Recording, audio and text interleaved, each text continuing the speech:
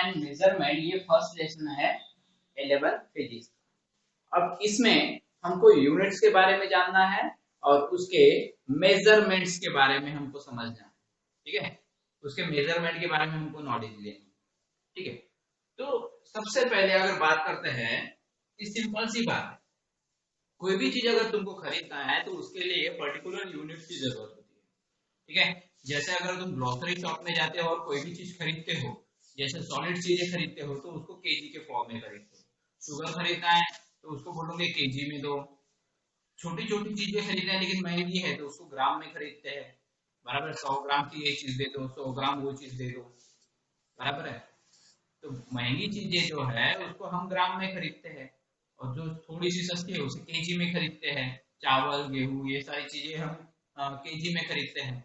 अब भाई लिक्विड की बात करते हैं कि कैसे हम इसको, इसका यूनिट क्या है मेजर करने का, कि अगर दूध खरीदते हैं तो उसको लीटर में खरीदते हैं, ऑयल खरीदते हैं तो उसको लीटर में खरीदते हैं, ठीक है। तो इस तरीके से है क्या करते हैं, हर एक ऑब्जेक्ट को मेजर करने के लिए यूनिट्स की जरूरत पड़ती है।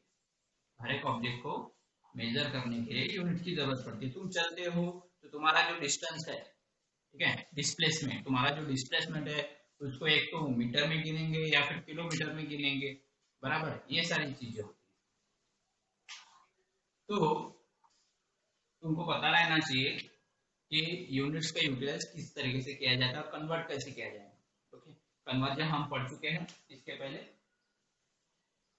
तो कौन से टाइप के यूनिट्स होते हैं, कौन से टाइप के यूनिट्स होते हैं, हम टाइप ऑफ यूनिट देखेंगे। सबसे पहले के जमाने में अलग अलग टाइप ऑफ यूनिट थे।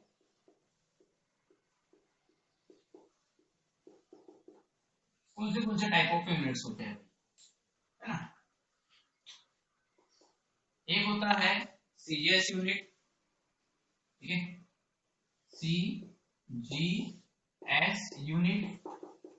एक होता है सीजीएस यूनिट जिसका फुल फॉर्म तुमको पता है क्या है, सेंटीमीटर ग्राम सेकंड। ये स्मॉलेस्ट यूनिट में से है, ठीक है। अब छोटे छोटे अमाउंट पे अगर क्वांटिटी है, छोटे छोटे अमाउंट पे अगर क्वांटिटी है, छोटी छोटी क्वांटिटी है तो उसको मेजर करने के लिए इसका यूज है। छोटी सी लेंथ है तो सेंटीमीटर में गिनो भाई, है ना। अगर बहुत ही स्मॉल अमाउंट में हम चीजें खरीद रहे हैं, जैसे इलायची खरीद रहे हैं, है ना, खसखस खरीद रहे हैं, पता है ना, खसखस खाए होंगे, सब्जी खाई होंगे ना खसखस की, इलायची। तो ये जो है, ये जो चीजें हम ग्राम में खरीदते हैं, बहुत ही और ज्यादा महंगी चीजें हैं, उससे भी ज्यादा, इलायची से भी ज्यादा, तो उसको भी हम ग्राम में खरीदेंगे। भाई 100 ग्राम दे दो, भाई 50 ग्राम दे दो, तो इस तरीके से होती है। और टाइम को सेकंड में ही गिनेंगे यार, ओके। तो ये तो हो गया फर्स्ट सीजीएस यूनिट। दूसरा यूनिट है हमारे पास एमकेएस यूनिट, ठीक है, एमकेएस यूनिट। एम का मतलब क्या होगा, मीटर। के का मतलब क्या होगा, किलोग्राम। और एस का मतलब तो सेकंड है, ठीक है। तो बड़ी जो चीजें होती है, बड़ी चीजों को हम मीटर, किलोग्राम और सेकंड में मेजर करते हैं, ओके। अब देखो, तुम एक जगह से दूसरी जगह गए तो तुम्हारा डिस्टेंस कैसे मेजर करेंगे भाई, मीटर में, मीटर में या फिर किलोमीटर, मीटर में नहीं तो किलोमीटर में हम इस यूनिट्स को मेजर कर सकते हैं। उसके बाद अगर हमको ज्यादा चीजें खरीदनी है, ज्यादा चीजें खरीदनी है, जैसे चावल खरीदना है, गेहूं खरीदना है, शुगर खरीदना है, जो भी खरीदना है, उसको हम केजी में खरीदते हैं, किलोग्राम में खरीदते हैं, बराबर है। उसको मेजर करने का यूनिट क्या होता है, kilogram. Most of the time क्या होता है कि सॉलिड चीजों को किलोग्राम में गिना जाता है और लिक्विड वाली चीजों को लीटर, मिलीलीटर, इस चीजों में खरीदा जाता है, बराबर है। और टाइम को तो सेकंड में ही देखा जाता है, टाइम को सेकंड में ही मेजर किया जाता है, सेकंड, आया नहीं। ये मीटर, लेन को डिस्प्लेसमेंट को गिनने के लिए, किलोग्राम सॉलिड चीजों को मेजर करने के लिए, और टाइम को मेजर करने के लिए सेकंड। तीसरा टाइप का यूनिट क्या है हमारे पास? तीसरा टाइप का यूनिट है हमारे पास एफपीएस। FPS unit. तुम बोलोगे सर ये एफपीएस क्या है? ठीक है, ये एफपीएस होता है फुट पाउंड सेकंड। ठीक है, फुट पाउंड सेकंड। इसमें क्या होता है कि जो भी डिस्टेंस है वो डिस्टेंस को हम फुट में गिनते हैं। भाई कितना फुट है, गिनो बर, कितना फुट है, बराबर है। यहाँ पे डिस्टेंस को फुट से गिना जाता है। ठीक है, हाइट भी गिननी है तो कितना फुट है भाई, ये गिना है। जो वेट है, वेट को पाउंड में गिना जाता है। यहाँ पे हम किलोग्राम में गिनते थे, यहाँ पे ग्राम में गिनते थे, यहाँ पे पाउंड में गिना जाता है। ठीक है, और यहाँ पे टाइम को सेकंड में गिना जाता है। तो हर बार एक तो बात समझ में आ गई कि हर बार टाइम को सेकंड में ही गिना जाता है। ठीक है, अब ये जो है 1971 में ये सारी चीजें यूटिलाइज में थी। 1971 तक ये सारी चीजें क्या थी, यूटिलाइज में थी। अब यहाँ पे उसके बाद क्या हुआ, 14th international conference.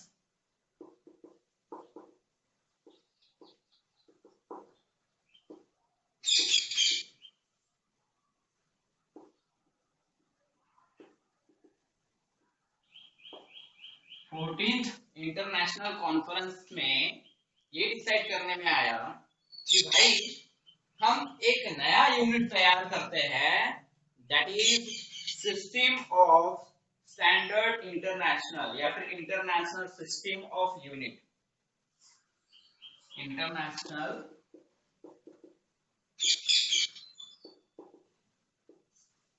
System of unit.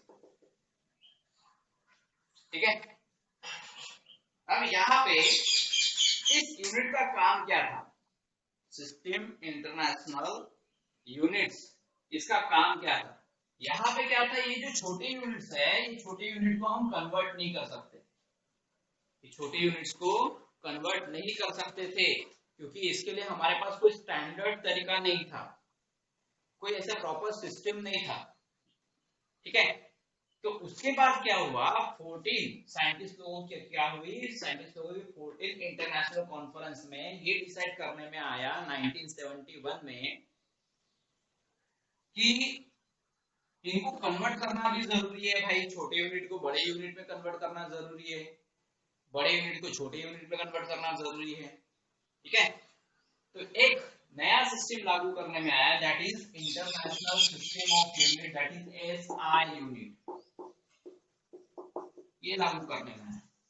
ये ऐसा यूनिट जो है, ये ऐसा यूनिट इनके जैसा ही है, ये जो एमकेएस वगैरह है ना, इसके जैसा ही है। यहाँ पे हम सेंटीमीटर को मीटर में कन्वर्ट कर सकते हैं, सेंटीमीटर को मीटर में कन्वर्ट कर सकते हैं। ठीक है, ग्राम को केजी में कन्वर्ट कर सकते हैं, और सेकंड तो सेकंड रहेगा।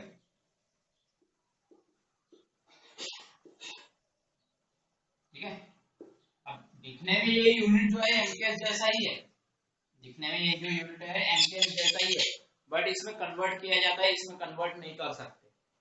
ठीक है, तो इसलिए ये सिस्टम इंटरनेशनल यूनिट लागू करने की जरूरत पड़ी, सिस्टम इंटरनेशनल यूनिट लागू करने की जरूरत पड़ी हमको।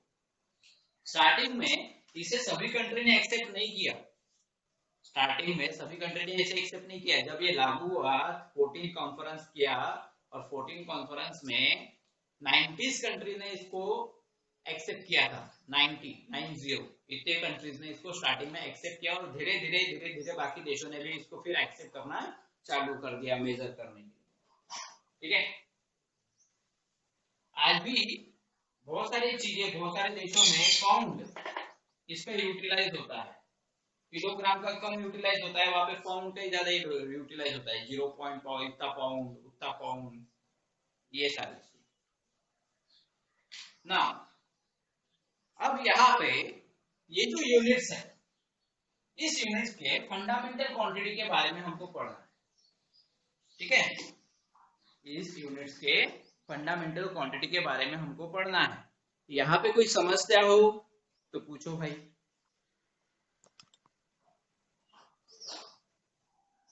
यहाँ पे कोई अगर किसी को डाउट हो तो पूछो।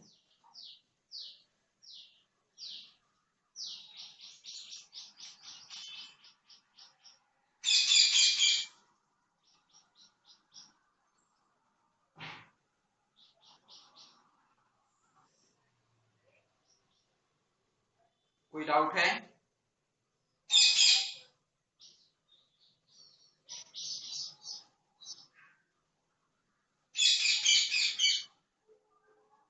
चलो ठीक है। इसके बाद हमको दो चीजों के बारे में पढ़ना है, फंडामेंटल यूनिट्स और डिराइव यूनिट्स। फंडामेंटल यूनिट्स की फंडामेंटल क्वांटिटी भी होती है, या फिर ऐसा बोलो कि फंडामेंटल क्वांटिटी के फंडामेंटल यूनिट भी होते हैं, ठीक है। तो फंडामेंटल यूनिट्स और फंडामेंटल क्वांटिटी इसके बारे में पढ़ना है, डिराइव यूनिट्स और डिराइव क्वांटिटी इसके बारे में पढ़ना है। अब ये जो वर्ड है वो सुनने में बड़े भारी लग रहा है, लेकिन एक्चुअल में है नहीं, बहुत इजी है, ठीक है। देखो, तो कितने प्रकार की यूनिट पढ़े हमने? हमने 5 प्रकार की यूनिट पढ़ी, ये 5th नंबर है, ओके। 5 प्रकार, 5 नहीं 4 प्रकार की यूनिट पढ़ी, 4th नंबर है। तो 4 प्रकार की यूनिट हमने पढ़े, CGS unit, MKS unit, FPS unit और एसआई यूनिट। इसमें से सिर्फ 2 यूनिट का काम है, एक तो सीजीएस यूनिट और एक एसआई यूनिट, बस।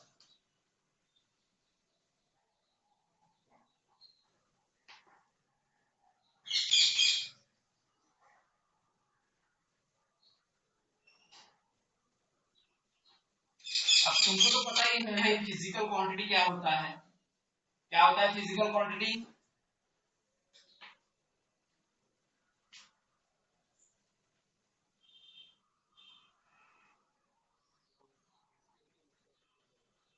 राइट, जिसे हम मेजर कर सकते हैं उसे हम फिजिकल क्वांटिटी कहते हैं, बहुत ही सिंपल है, ठीक है।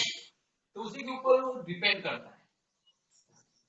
तो यहाँ पे देखेंगे फंडामेंटल क्वांटिटी एंड यूनिट।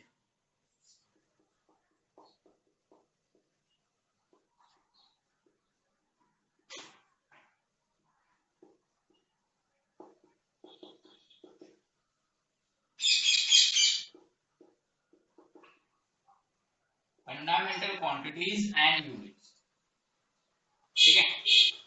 ये क्या होता है फंडामेंटल क्वांटिटी, इसकी डेफिनेशन क्या होनी चाहिए, इसके बारे में सोचना पड़ेगा, बराबर है।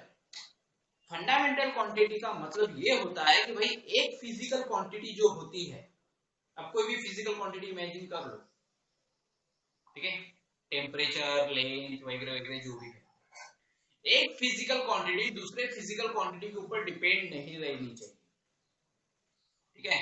एक फिजिकल क्वांटिटी दूसरे फिजिकल क्वांटिटी के ऊपर डिपेंड नहीं रहनी चाहिए। तो ऐसे फिजिकल क्वांटिटी को हम कहते हैं, ऐसे फिजिकल क्वांटिटी को हम कहते हैं fundamental quantities. The one physical quantity which not depend upon, do not depend upon the any other physical quantity, बराबर है। The physical quantity which do not depend upon the any other physical quantity, ऐसा हम कह सकते हैं, simple सी definition है। क्या होती है फंडामेंटल क्वांटिटी? क्या होती है fundamental quantity?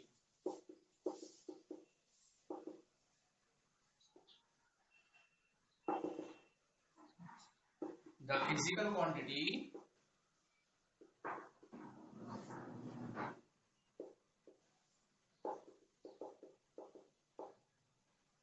which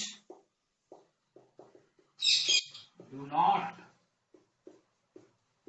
depend on the any other physical quantities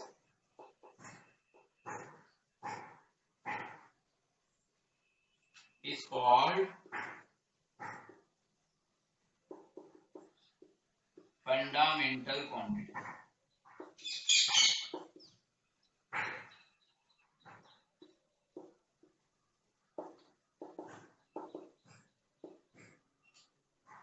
ठीक है, the physical quantity which do not depend on any other physical quantity is called fundamental quantities. Example के तौर पे हम क्या लिख सकते हैं? एग्जाम्पल क्या है?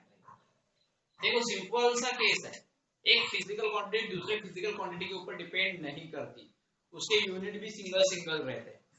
सिंगल फिजिकल क्वांटिटी रहती, उसके यूनिट भी सिंगल रहते, वो किसी के ऊपर डिपेंड नहीं करते। एग्जाम्पल के तौर पर यहाँ पे देखो, अगर मैंने वेलोसिटी लिखा तो इसका यूनिट क्या होता है? मीटर पर सेकंड होता है, बराबर है। तो यहाँ पे ये जो है मीटर सेकंड के ऊपर डिपेंड कर रहा, तो ऐसा नहीं चलेगा। जैसे वेलोसिटी ले लिया मैंने, वेलोसिटी का यूनिट क्या होता है? मीटर पर सेकंड, तो ये मीटर सेकंड के ऊपर डिपेंड कर रहा है, या फिर ऐसा बोलो सेकंड मीटर के ऊपर डिपेंड कर रहा है, तो ऐसा नहीं चलेगा, ऐसा नहीं चलेगा। सिंगल मेजरमेंट रहना चाहिए उसका, सिंगल मेजरमेंट रहना चाहिए। तो सिंगल मेजरमेंट किसका किसका रहता है? सिंगल मेजरमेंट रहता है लेंथ का, बराबर है, लेंथ का सिंगल मेजरमेंट रहता है। इसका यूनिट क्या होता है? इसका यूनिट होता है एक तो सेंटीमीटर, नहीं तो मीटर है। ये किसी के ऊपर डिपेंड है क्या? अकेले अकेले ये तो एक तो सेंटीमीटर ले लो या फिर मीटर ले लो, ये किसी के ऊपर डिपेंड कर रहा क्या? ये किसी के ऊपर डिपेंड कर रहा क्या? नहीं, अकेला है। सेंटीमीटर अकेला है, मीटर अकेला है। सिंगल यूनिट रहता है इसका, लेंथ का क्या है? Single unit. इससे ये क्या हो गया? फंडामेंटल क्वांटिटी हो गई। ये क्या हो गई? Fundamental quantity. और फंडामेंटल क्वांटिटी को मेजर करने के लिए जो यूनिट यूज होता है, फंडामेंटल क्वांटिटी को मेजर करने के लिए जो यूनिट यूज किया जाता है, बोलो, फंडामेंटल क्वांटिटी को मेजर करने के लिए जो यूनिट यूटिलाइज किया जाता है उसे फंडामेंटल यूनिट कहते हैं। बोलो, फंडामेंटल क्वांटिटी को मेजर करने के लिए जो यूनिट यूज किया जाता है उस यूनिट को हम फंडामेंटल यूनिट कहते हैं। या फिर दो टॉपिक लिखे ना, फंडामेंटल क्वांटिटी और फंडामेंटल यूनिट। तो फंडामेंटल क्वांटिटी तो बता दिया कि the physical quantity do not depend on any other physical quantity is called as a fundamental quantity. Definition इसकी यूनिट की क्या लिखूंगे? फिर फंडामेंटल यूनिट क्या होता है? फंडामेंटल यूनिट क्या होता है? ये है फंडामेंटल क्वांटिटी। ये लेंथ को क्या कहते हैं? Fundamental quantity. लेंथ को क्या कहते हैं? Fundamental quantity. मास, मास को क्या कहते हैं? Fundamental quantity. तो ये जो फंडामेंटल क्वांटिटी है, इसको मेजर करने के लिए जो यूनिट यूज किया जाता है, इसको मेजर करने के लिए जो यूनिट यूज किया जाता है, that unit is known as fundamental unit. और क्या एग्जांपल दे सकते हैं? टेम्परेचर।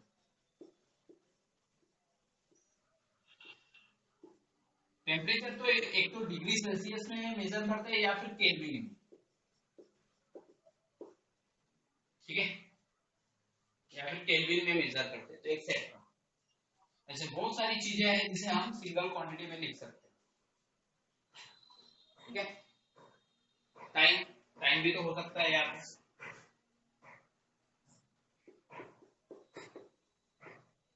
टाइम को हम सेकंड में गिनते हैं,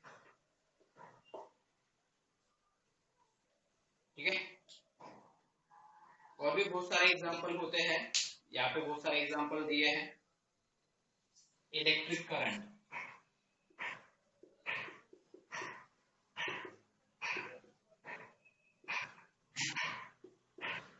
ऐसे शो करता है, और इसका यूनिट जो होता है वो होता है, एक तो मिली एम्पियर रहेगा,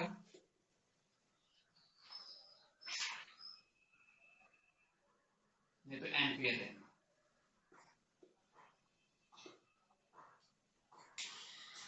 एक्सेट्रा।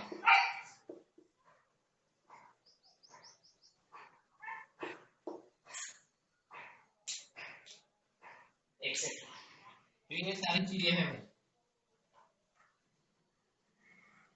तो यहाँ पे अगर किसी को डाउट